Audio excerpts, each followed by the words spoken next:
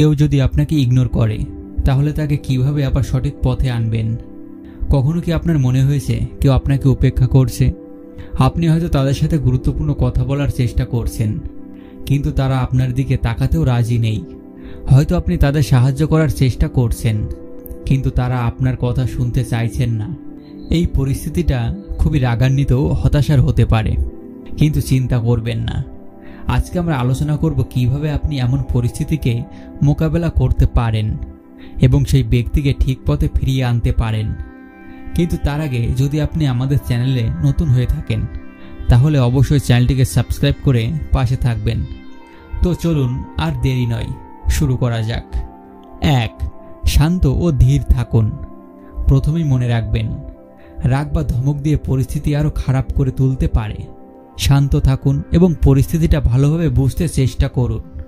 রেগে গিয়ে কখনো পরিস্থিতি সামাল দেওয়া যায় না, তার জন্য নিজেকে শান্ত ও ধীর রাখতে হয়।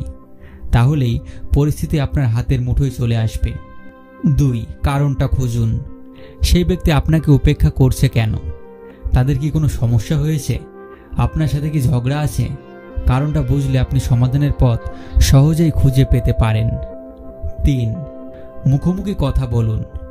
চ্যাট, ইমেল বা ফোনের মাধ্যমে নয়, সরাসরি মুখোমুখি কথা বলার চেষ্টা করুন। এতে আপনি তাদের শৈলী ভাষা বুঝতে পারবেন এবং সমস্যাটা আরও ভালোভাবে ঠিক করতে পারবেন। 4. তাদের অনুভূতিকে গুরুত্ব দিন। তাদের কথা শুনুন এবং তাদের অনুভূতিগুলোকে বোঝার চেষ্টা করুন। তাদের কিছু বলার থাকতে পারে, আপনি হয়তো এখনও সেটি জানেন না, তাই আগে তাদেরকে বলার সুযোগ দিন, তারপর আপনি বলুন। 5. সহযোগিতার হাত বাড়িয়ে দিন। তাদের সমস্যা সমাধানে বা তাদের লক্ষ্যে পৌঁছাতে সহযোগিতা করুন। এতে তাদের উপর আপনার ভালোবাসা ও সমর্থন প্রকাশিত হবে। 6. সীমানা নির্ধারণ করুন। সহযোগিতা করার মানে কিন্তু সব কিছুতে তাদের ইচ্ছা মতো চলতে দেয়া নয়। আপনারও কিছু সীমানা আছে, সেটা তাদের জানান। 7. ধৈর্য ধরুন। ঠিক পথে ফিরিয়ে আনতে একদিন নয়, বরং কিছুদিন সময় লাগবে। ধৈর্য ধরুন এবং তাদের পরিবর্তনের সময় দিন। মনে রাখবেন, প্রত্যেক মানুষই ভিন্ন এবং প্রত্যেক পরিস্থিতিই ভিন্ন ভিন্নভাবে আমাদের সামনে আসে। এই পরামর্শগুলো সবসময় সফল নাও হতে পারে, তবে এগুলো আপনাকে ঠিক পথে এগুতে এবং সেই ব্যক্তিকে সঠিক পথে ফিরিয়ে আনতে সাহায্য করতে পারে।